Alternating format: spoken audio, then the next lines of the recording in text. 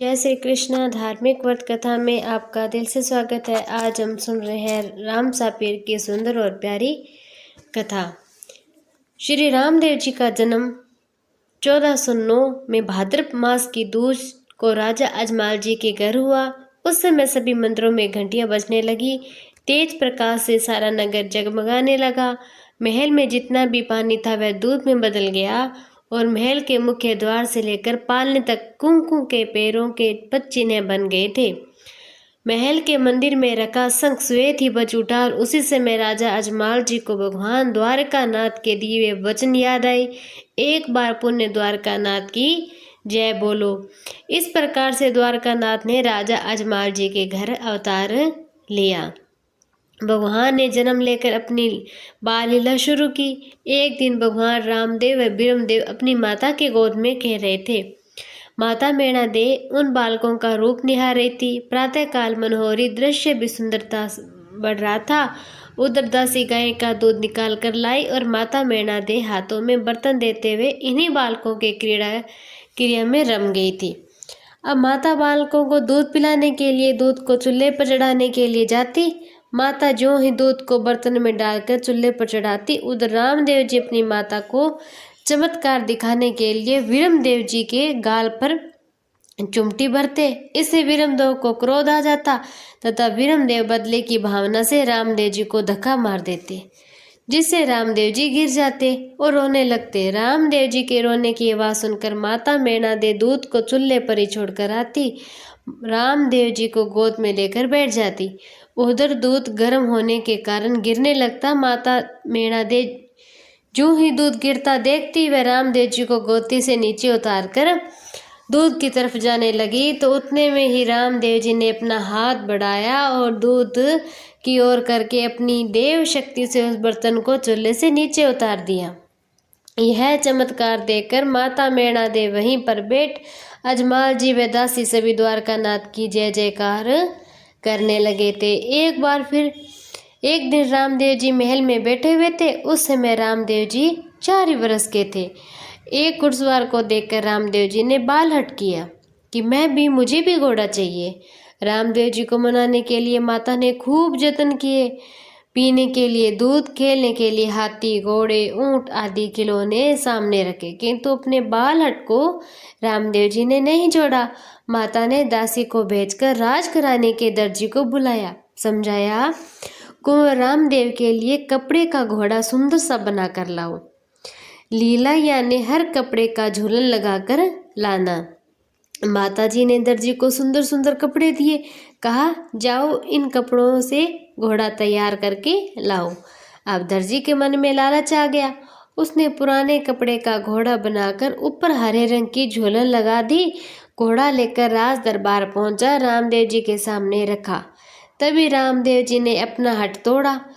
तो रामदेव जी ने कपड़े बने घोड़े को देखकर बहुत खुश हुए और घोड़े पर सवारी करने लगे। जो ही भगवान श्री रामदेव जी ने घोड़े पर सवार हुए, कपड़े का घोड़ा हिलने लगा। हिड़हिड़ाता हुआ आकाश की ओर उड़ने लगा। आगे के दोनों पैर खड़ा होकर दरबार में ही नाचने लगा। बालक को लेकर आकाश मार्ग की ओर घोड़ा उड़ गया। अब इसको देखकर सब घराने, माता मैना दे, राजा अजमाल जी, भाई बीरमदेव सभी अचंभे में पड़ गए। राजा अजमाल जी को बड़ा क्रोध हुआ। उन्होंने दर्जी के घर में एक सेवक भेजा और उस दर्जी को बुलाया। जब राज दर्जी दरबार में पहुंचा, दरबार खचाखच भरा हुआ था। तब अजमाल जी ने कहा, राज दर्जी, सच बताना कि तुमने क्या किया है। कपड़े के घोड़े के साथ क्या जादू टोना किया है, सो मेरे कुंवर को लेकर आकाश में उड़ गया। राज दर्जी कपड़े के घोड़े को आकाश में उड़ता देखकर दंग रह गया। डर के मारे थर थर कांपने लगा। कहने लगा, मैंने कोई जादू नहीं किया अजमाल जी। दर्जी की बात का राज दरबार में कोई असर नहीं हुआ, क्योंकि दूसरा कारण था। जो घोड़ा दर्जी ने बनाया था उसमें पुराने कपड़े लगाकर भगवान के साथ में उसने छल किया था। अजमाल जी ने कहा, यह सब तेरी करामात है, इसलिए हुक्म, इस दर्जी को पकड़कर कारागृह में डाल दो। सिपाहियों को आदेश दिया, जब तक रामा कंवर घोड़े से नीचे ना आए तब तक इस दर्जी को अंधेरी कोठरी में बंद करना। तब दर्जी कोठड़ी में पड़ा रोने लगा, भगवान को याद करने लगा। इस प्रकार दर्जी ने भगवान को पुकारा। तब भगवान ने रामदेव जी ने दर्जी पर कृपा की, क्योंकि भगवान हमेशा अपने भक्तों के वश में हुआ करते हैं। जब दर्जी ने विनती की, भगवान रामदेव जी घोड़े सहित काल कोठड़ी में गए। रामा राजकुमार की कोठड़ी में आते ही चांदनी खिल गई।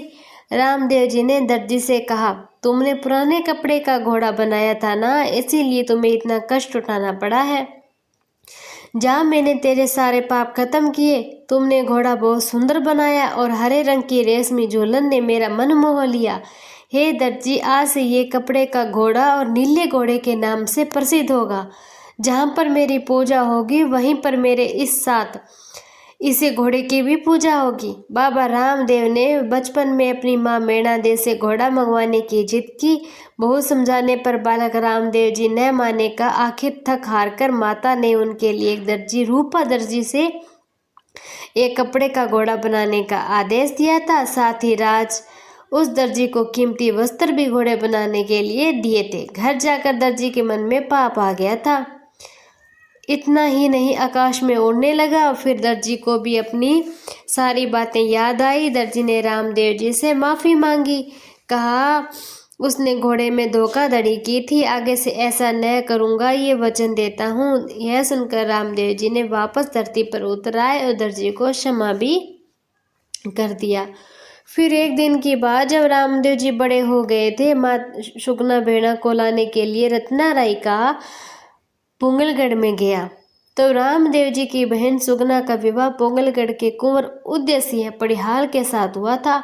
इन पड़िहाल को जब ज्ञात हुआ कि रामदेव जी शूद्र लोगों के साथ में बैठकर हरि कीर्तन किया करते हैं, तो इन्होंने रामदेव जी को यहाँ अपना आना जाना बंद कर दिया। रामदेव जी अपने विवाह के उत्सव पर रत्ना रायका को पोंगलगढ़ भेजकर सुगना बाई को लाने के लिए कहा। तब सुगना के ससुराल वालों ने सुगना को भेजने के बजाय रत्ना रायका को कैद में डाल दिया। अब सुगना को इस घटना से बहुत दुख हुआ। वह अपने महल में बैठी बैठी विलाप करने लगी। रामदेव जी ने अपनी अलौकिक शक्ति से सुगना का दुख जान लिया। पोंगलगढ़ की ओर जाने की तैयारी करने लगे। पोंगलगढ़ पहुंचकर पड़िहारों के महल के आगे स्थित एक उजड़ बाग स्थान में आसन लगाया और वहीं पर बैठ गए। देखते देखते वह स्थान हरे भरे बाग में बदल गया। कुंवर उदय सिंह ने जादू टोना समझकर सिपाहियों से तोप में गोले भरकर दागने को कहा। सिपाहियों ने जो ही गोले दागे, वे गोले रामदेव जी पर फूल बनकर बरसने लगे। यह देखकर कुंवर उदय सिंह रामदेव जी के चरणों में जाकर गिर गया। अपने किए पाप और पश्चाताप करने लगा। रामदेव जी ने उन्हें अपने गले लगाकर माफ किया। अपनी बहन सुगना और रत्ना रायका को साथ में ले आया। बोलो रामसा पीर की जय हो। ऐसे ही